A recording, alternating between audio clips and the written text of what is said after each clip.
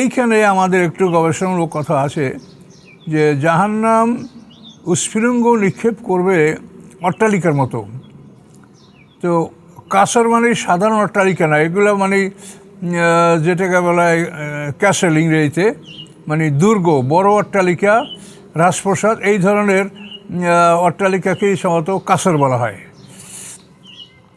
তা এখন এই অট্টালিকার মতো এক একটা স্ফুলিঙ্গ নিক্ষেপ করবে, আবার পরবর্তীতেই বলা হলো সেগুলি মনে হবে যেন ঝাঁকে ঝাঁকে কালো উট। এটা তো মেলে না। আসসালামু আলাইকুম সম্মানিত সুধীমণ্ডলী, আমরা সূরা মুরসালাতের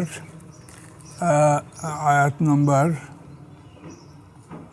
29, 30, 31, 32 এই তিনটা আয়াতের উপরে আমরা সংক্ষিপ্ত আলোচনা করব। এগুলি গবেষণামূলক আলোচনা, আপনারা আশা করি মনোযোগ সহকারে শুনবেন। আউযু বিল্লাহি মিনাশ শাইতানির রাজিম, বিসমিল্লাহির রহমানির রহিম। ইনতালিকু ইলা যিল্লিন যী সালাসি শুআব লা যালিলিন ওয়ালা ইউগনি মিনাল লাহাব ওয়া আন্নাহা তারমি বিশারারিন কাল কাসর কান্নাহু জিমালাতুন সুফুর। এ পর্যন্ত আমাদের আলোচ্য আয়াত। এই আয়াতগুলোতে আল্লাহ বলেন জাহান্নামীদেরকে বলা হবে ইনতালিকু ইলা মা কুনতুম বিহি তুকাযিবুন, তোমরা অগ্রসর হও সেদিকে যে বিষয়গুলি তোমরা অবিশ্বাস করতেছিলে। আমার হাসরের ময়দান, বিচারের মাঠ, জাহান্নাম, জান্নাত, এগুলি তোমরা সব অস্বীকার করতেছিলে।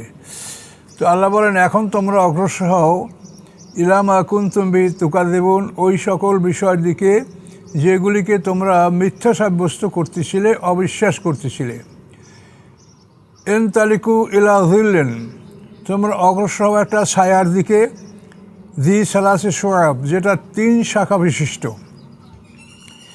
এই 3 শাখা বিশিষ্ট ছায়া, এটা হলো তাফসীর কাকরা বলেন যে জাহান্নাম থেকে খুব মোটা একটা ধূম্রকুণ্ডলী উপরের দিকে বের হবে।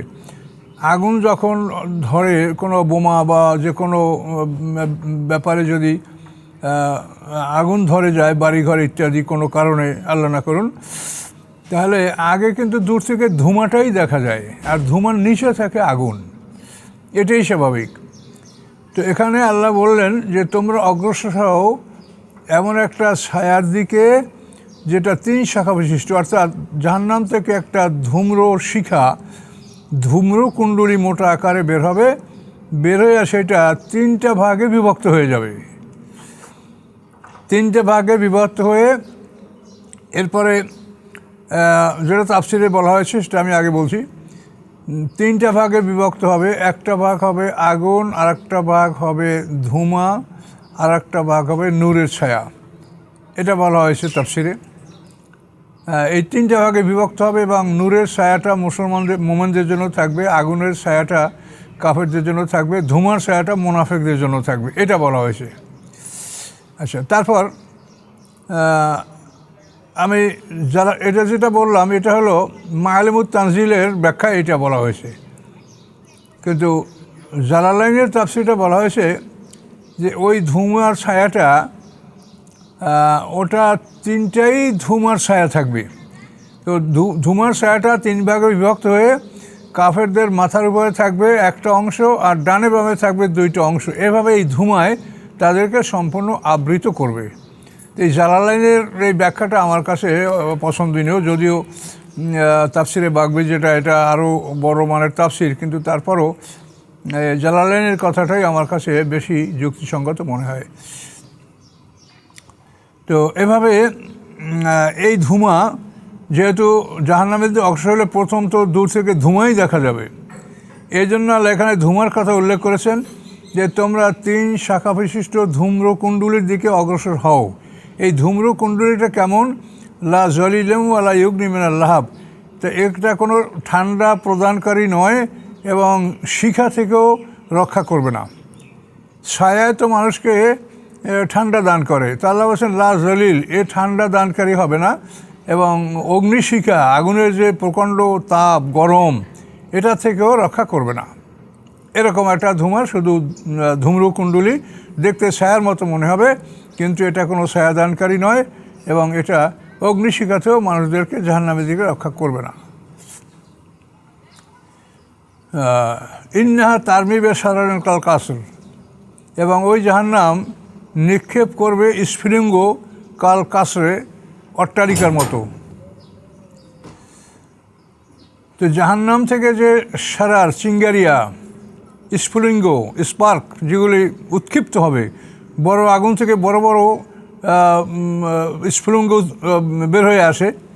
তো আল্লাহ বলেন ওই জাহান্নাম থেকে সারারেন স্ফুলিঙ্গগুলি বের হবে কাল কাসর, অট্টালিকার মতো। কান্না জেমালাতুন সুফুর, মনে হবে সেগুলি যেন কালো বর্ণের উট। সুফুর শব্দের অর্থ সাধারণত হলুদ, কিন্তু আরব সমাজে জামালাতে সুফুর বলা হয় কালো উটকে। আবার হাদিসেও একথা বর্ণনা করা আছে যে জাহান্নামের আগুন অত্যন্ত কালো হবে, আলকাতার মতো কালো হবে। তো জামালাতে সুফুর স্বাভাবিক অর্থে আপনি যদি অর্থ করতে যান তাহলে এটা হবে হলুদ বর্ণের উট, কিন্তু না, এটা এখানে অর্থ হবে কালো উট। মনে হবে যেন কালো উট, ঝাঁকে ঝাঁকে কালো উট বেরিয়ে আসছে। এরপরে ওয়াইলু ইয়াউমাইযিল মুকাযযিবিন, ধ্বংস সেদিন মিথ্যা সাব্যস্তকারীদের জন্য। তো সম্মানিত সুধী, এখন এইখানে আমাদের একটু গবেষণামূলক কথা আছে যে জাহান্নাম স্ফুলিঙ্গ নিক্ষেপ করবে অট্টালিকার মতো। তো কাসর মানে সাধারণ অট্টালিকা না, এগুলো মানে যেটাকে বলা হয় ক্যাসেল ইংরেজিতে, মানে দুর্গ, বড় অট্টালিকা, রাজপ্রাসাদ, এই ধরনের অট্টালিকাকেই সম্ভবত কাসর বলা হয়।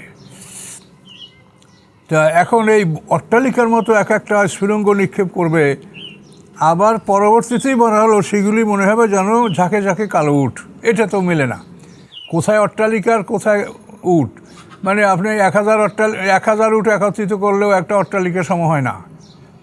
তো সেটা যদি স্ফুলিঙ্গগুলি যদি অট্টালিকার মতো হয়, তাহলে আবার পরবর্তীতে বলা হলো যে পরবর্তী আয়াতেই যে মনে হবে যেন সেগুলি কালো কালো উটের ঝাঁক, উট যেরকম ঝাঁকে ঝাঁকে চলাফেরা করে ওই রকম কালো কালো স্ফুলিঙ্গগুলি ঝাঁকে ঝাঁকে ওরকম কালো উটের মতো বেরিয়ে আসবে। তো এই আয়াতের ব্যাপারে অনুসন্ধান করলে দেখা যায় যে কমন তাফসীরের সাথে আমি বললাম যে কাসর মানে অট্টালিকা, ক্যাসেল, দুর্গ। কিন্তু ইবনে আব্বাস রাদিয়াল্লাহু তাআলা আনহু রাইসুল মুফাসসিরিন, তিনি শ্রেষ্ঠ তাফসীরকারক এবং বিশিষ্ট সাহাবী আল্লাহ রাসূলের চাচাতো ভাই। তো ইবনে আব্বাস রাদিয়াল্লাহু তাআলা আনহুর কাছে এই আয়াতের তাফসীর জিজ্ঞাসা করা হয়েছে। তিনি বলেছেন যে কাসর হলো খাটো কাষ্ঠখণ্ড। উনি এটা বলছেন। উনি বলেছেন যে আমরা বড় বড় কাঠের দিকে অগ্রসর হয়ে সেটাকে আমরা খণ্ড করি, 3 হাত অথবা 3 হাতের একটু বড় বা একটু ছোট, এইভাবে আমরা কাঠগুলি খণ্ড করি এবং সেগুলি শীতের জন্য সংরক্ষণ করি, যে এই কাঠগুলি আমরা শীতকালে ব্যবহার করব, আগুন জ্বালাবো। তো এই কাঠগুলোকে কসর বলা হয়। কসর শব্দ অর্থ কাটা, খণ্ড করা, ছোট করা। এখন ওই কাসর শব্দের অর্থ যে ছোট করা, এটার অর্থ ব্যবহার হয়। এখন যেটা আপনারা কমনভাবে বুঝবেন সেটা হলো, আমরা যখন সফর করি তখন আমরা নামাজ কসর করি না, কসর, সেই কসরের বানান এই একই বানান। কসর মানে কি? নামাজ সংক্ষিপ্ত করা, ছোট করা। তাহলে দেখেন কসর শব্দটা কিন্তু যেমন এর দ্বারা অট্টালিকা বোঝানো হয়, তেমন এই শব্দ দ্বারা ছোট করা, খাটো করা বোঝানো হয়। আমরা নামাজ কসর করি, কসর মানে কি? ছোট করা, নামাজটা খাটো করা, লম্বা নামাজ আমরা পড়বো না সফরে। তাহলে এখন ইবনে আব্বাস রাদিয়াল্লাহু বলেন যে এই আয়াতে এখানে অর্থ, কসর শব্দের অর্থ খাটো করা, অর্থাৎ খাটো কাষ্ঠখণ্ড।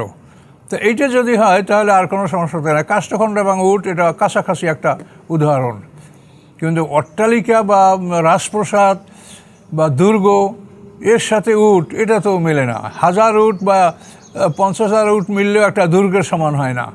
কাজে এই জন্য ইবনে আব্বাস রাদিয়াল্লাহু তাআলা আনহু তাফসীরটা করেছেন, এটা আমার কাছে গ্রহণযোগ্য। এবং আপনারা কি করবেন? আপনাদেরও জ্ঞান আছে, আমাদের কাজ হলো কোরআনের কথা আপনাদের কাছে ছেড়ে দেওয়া এবং কোন তাফসীরে কি আছে সেগুলি বলে দেওয়া। আপনারা আপনাদের বিবেকের সাথে যেটা বেশি খাপ খায় সেটাকে আপনারা গ্রহণ করবেন। এখানে আমার মতামত হচ্ছে যে এখানে কাসর মানে খাটো কাষ্ঠখণ্ড, অর্থাৎ বড় বড় কাষ্ঠখণ্ড অন্তত 3 হাতের ছোট বড়। এটাই ইবনে আব্বাসের তাফসিরে ওনার কথা। আর সাহাবীদের কথা তো হাদিস, ওনার কথা বলেন আর হাদিস বলেন একই কথা। তো এইভাবে জাহান্নাম এই ভয়ঙ্কর স্ফুলিঙ্গগুলি নিক্ষেপ করবে। তো এখন কোরআনে আবার অন্যতে আছে, আপনারা মনে করবেন যেটা সাংঘর্ষিক হলো কিনা, আলাইহিম নারু মুসাদা, আলাইহিম নারু মুসাদা, এই আয়াতে বলা হয়েছে যে তাদের উপরে আগুনকে আবদ্ধ করে দেওয়া হবে। এবং আবদ্ধ করার অর্থ হলো প্রেশার কুকারের মতো। এই প্রেশার কুকার মনে হয় যে এটা থেকেই আবিষ্কার হতে পারে। যে প্রেশার কুকারের বৈশিষ্ট্য হলো যে পাকানো যে খানাটা আপনি বাইরে নর্মাল চুলায় 1 ঘন্টা পাক করবেন, সেটা প্রেশার কুকারে 10 মিনিটে হবে। এটার কারণ হলো যে তাপটা, ভিতরের তাপটা বাইরে বের হতে পারে না, আর বাইরের থেকে কোনো বাতাসের মধ্যে ঢুকতে পারে না। এটার নাম হলো প্রেশার কুকার। আর মুসাদা শব্দের অর্থটা ওই একই শব্দ, যে জাহান্নামের আগুনটাকে এমনভাবে নিয়ন্ত্রণ করা হবে যে সেটার কোনো গ্যাস, কোনো তাপ বাইরে বের হবে না, আর বাইরের কোনো হাওয়া এর মধ্যে ঢুকবে না। মুসাদার অর্থ এই। তার ওখানে মুসাদা বলা হলো যে আগুনকে আবদ্ধ করে রাখা হবে, আর এই আয়াতে বলা হচ্ছে যে তার স্ফুলিঙ্গগুলি বের হবে। তার এই দুইটার সমন্বয় হলো এই যে এটা বলা হয়েছে যে দোজখে যখন এই আসামিদেরকে নিয়ে আসা যাবে তখন প্রথম পর্যায়ের এটা অবস্থা। প্রথম পর্যায়ে যখন তাদেরকে জাহান্নামে উন্মুক্ত করে দেখানো হবে তখন তার স্ফুলিঙ্গও বের হবে এবং ধূম্রকুণ্ডলী এটাও বাইরে দেখা যাবে। কিন্তু যখন তারা তাদের ঠিকানায় ওখানে পৌঁছে যাবে তখন কিন্তু তাদেরকে এটা আবদ্ধ করে দেওয়া হবে। তার দুইটা আয়াতের মধ্যে কোনো সাংঘর্ষিক কিছু নাই, দুটোই একই। যে দোজখের দিকে যখন নিয়ে যাওয়া হবে প্রাথমিক পর্যায়ে তখন তারা ওই ধূম্রকুণ্ডলী 366টা দেখবে এবং জাহান্নামের সেই স্পার্কগুলি, যে স্ফুলিঙ্গগুলি বের হয় তাও তারা দেখতে পাবে। কিন্তু যখন তাদের যথাস্থানে যথা ঠিকানায় যখন তারা পৌঁছে যাবে তারপরে তাদেরকে হবে আলাইহিম নারু মুসাদা, তাদের উপরে আগুনকে সম্পূর্ণরূপে আবদ্ধ করে দেওয়া হবে যাতে আগুনের কোনো তাপ বাইরে বের না হতে পারে। সমাজে শুধু এই কথাগুলি সম্পূর্ণ কোরআনের কথা।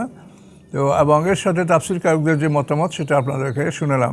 তো এগুলি গবেষণামূলক বিষয়, এগুলো নিয়ে আপনারাও চিন্তা ভাবনা গবেষণা করেন।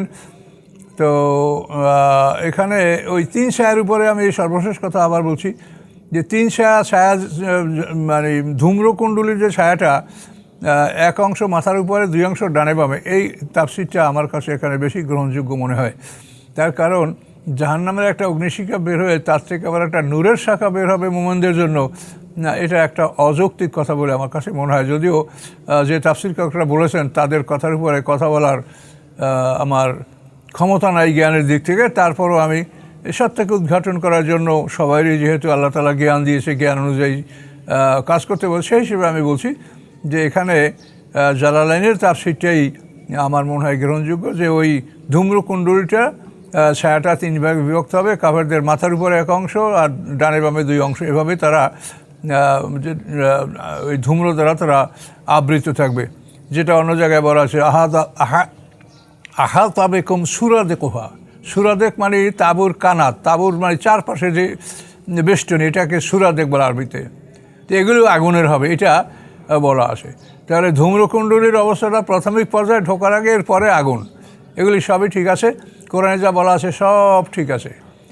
তো আমরা এই পর্যায়ক্রমে এভাবে জাহান্নামের শাস্তিগুলির কথা আলোচনা করব। আমার শ্রোতাদের পক্ষ থেকে অনুরোধ আছে যে জাহান্নামের শাস্তিগুলি আপনি এক জায়গায় করে আমাদেরকে একটু দেখিয়ে দেন, আবার জান্নাতের নিয়ামতগুলো এক জায়গায় করে দেখান। তো আমি যদি এটা সম্ভব হয় আমি ধীরে ধীরে চেষ্টা করব ইনশাল্লাহ।